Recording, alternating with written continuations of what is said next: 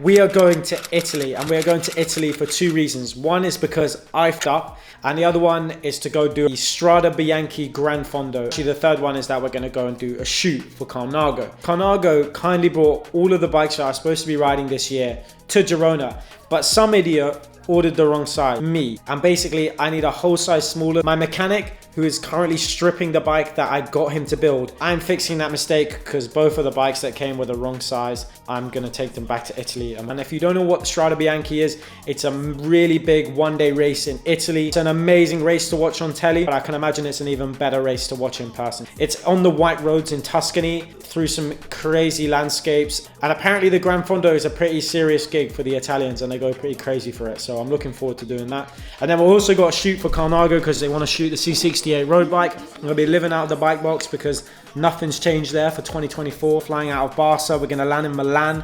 Then from Milan, we're gonna go to the Carnago HQ, and we're gonna drive south to Siena, which is where the start of the Strade Bianchi is. I believe we're gonna just be continuing to shoot on the Monday.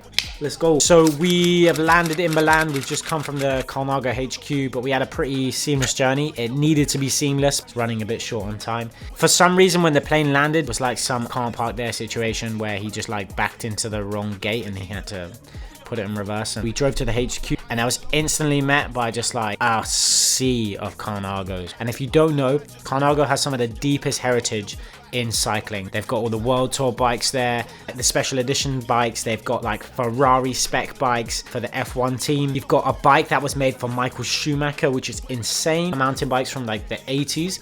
They just decided to make a mountain bike for when they won the World Cup at football, which is just insane. Besides the bikes, there was just some crazy components there. Some of the spec on these bikes, so much like retro Campagnolo. And actually, Carnago, one of the first people to make a disc brake road bike.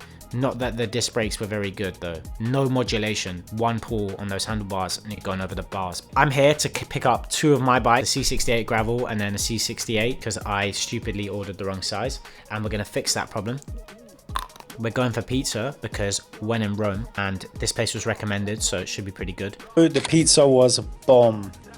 Can't wait to show you more. We're gonna go build the bikes tomorrow, and we're also gonna go see how they're made. We'll lock in tomorrow and see what's going on then. But yeah, Carnago HQ, they've built my bike. It looks really sick. A couple things need to get dialed in. We're gonna drive to Siena now, but that's where the Gran Fondo is and where the Strade Bianchi is. And get a ride in tomorrow. I'll see if I can ride a little bit today to make some adjustments on the bike. We've actually got a group ride that we can go on tomorrow. We got a space in the UAE women's team car. I've always wanted to go in the team car, so that should be pretty fun. Let's go. We have arrived in Siena. It's really pretty. We're gonna go get some dinner. Something very Italian is gonna be on the menu, because the food in this region of Italy apparently is bomb, and we're with the Italians, so we're with the best. Tomorrow we've got a group ride that we're gonna go on, and gonna ride the C68 for the first time. Literally can't wait to ride it, so ciao. We just got back from a group ride.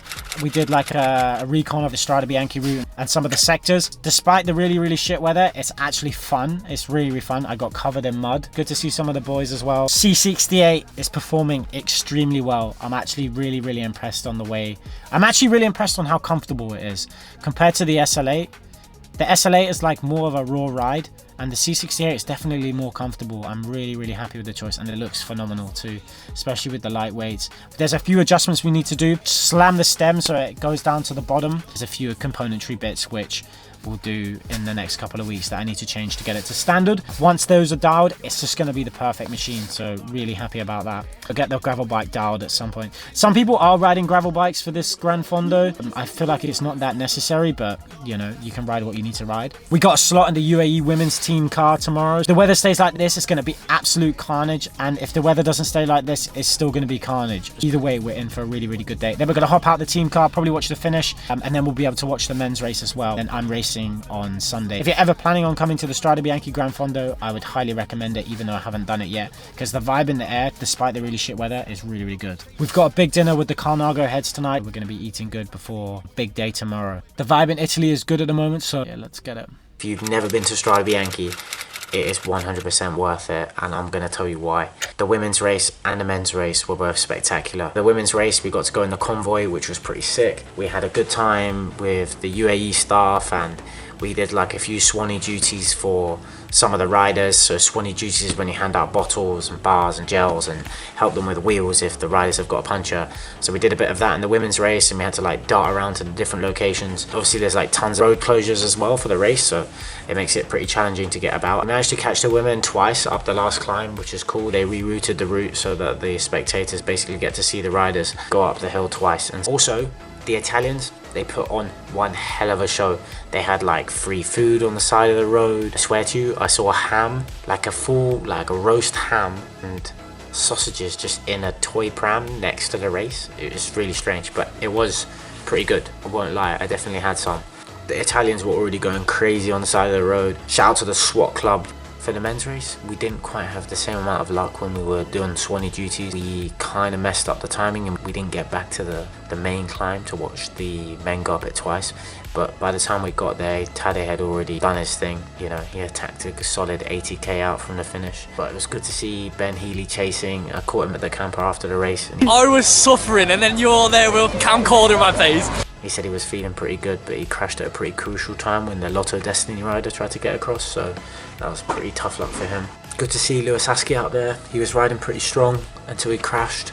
Again, the Italians just went absolutely insane on the climb for this race, and I wasn't even on the main climb and they were going crazy. After we'd seen the men come through on the last little sector, we went back to the team camper. I had to speak to basically Tadej Pogačar, if you don't know, has got his own personal photographer who got some insane shots of Tadej that like nobody else got. Basically, we're shooting the new C68 colorway and I'm doing it with Tadej's personal photographer, so that should be really sick, and I'm really looking forward to what those pictures look like. He's an absolute G. He's basically just Tadej Pogačar's best friend at this point. They go on like holiday together and stuff like that, and we had a decent dinner. After what was a pretty epic race, I wanted to take the cacio e pepe for takeaway so I could have it for breakfast, but apparently that is a major sin in Italy and the Italians wouldn't let me do it, which was hilarious. They're like, there's just no way we're gonna allow you to eat pasta for breakfast. So we went to the supermarket and I bought pasta anyway. Tomorrow we have to get up for the Gran Fondo. It's gonna be a major early day. My bike is ready. I think everything is going to be good. I'm not too sure how my legs are going to feel because at this point I've been on my feet all day. I've pretty much used up all the energy I've got. So, and we have to do the C68 shoot after the Gran Fondo. So I would have done 136 kilometers and then I have to go and shoot for a bike. So wish me luck. Ciao. Today we got up at 5:30 in the morning. We had cacio e pepe for breakfast, which is basically a sin in Italy according to the Italians. So I've already committed one crime in this country. Saying that, I would highly recommend it. It was a great breakfast and it got me around, and I think Italians should do it more often. We got the start of the Gran Fondo, which is actually just a race, if I'm really honest. Even though I started in the second wave, it was just flat out for the first 30k. I've never done such a big event in my life because I started in the second wave, which was a bit of an L. I was passing people for ages, but I was also drilling it with a bunch of other guys to get to the first group. Eventually we got to the first group, which was sick. Cashed a lot of checks that I shouldn't have been cashing by then, and I definitely would have needed to have cashed those a bit later in the events. Had a pretty tough last 30k, which I'll get to. Third Cat Palace would be proud. It's an insane amount of dive bombing happening from Italians and other international locals. The racing was absolute carnage, and I got a new respect for the World Tour professionals. That's literally their job, to fight for position. Also, these potholes just come out of nowhere on these gravel sectors. You just can't see them. They'll literally take your hands off the handlebars as well if you hit one dead on. Hey, new respect for World Tour boys doing that. That's something I actually wouldn't want to do, even if I rode at that level. I had about 8 gels throughout the day of the race. I averaged 240. That wasn't normalized, that was just average, which is pretty good for me because I weigh 59 kilos. There's way more climbing than you think from what it looks like on telly. It is just as good as it looks on television. As what a beautiful place it is, Siena. I cramped for the last 30k, which was pretty horrific, but I'm pretty good at nursing cramps these days. I just kind of move my body into a position where it doesn't cramp. I ended up also riding with Quinn Simmons' dad, who looks just like Quinn Simmons. I think he rides just like him as well. Just ultra aggressive. He'd ran out of water, so again, man of the people, handing him some of my bidon. I don't think he really liked the taste of my electrolytes. And the Italians are good vibes. They do shout at each other the entire race, but it's funny. Made it back to Siena, and then guess what I did? I actually trooped on. I did a shoot for the new C68 road bike colorway that's coming out. I am now officially a cracked unit. I just need to eat something and go to bed, and I'm gonna wake up feeling like I've been hit by a brick. That is the aim of the game, and I love doing it. Thanks for coming. Let's get it. Feeling like I've been hit by a brick. If you watch this video, love. If you watch the 7 Days of London video, also love. Ciao.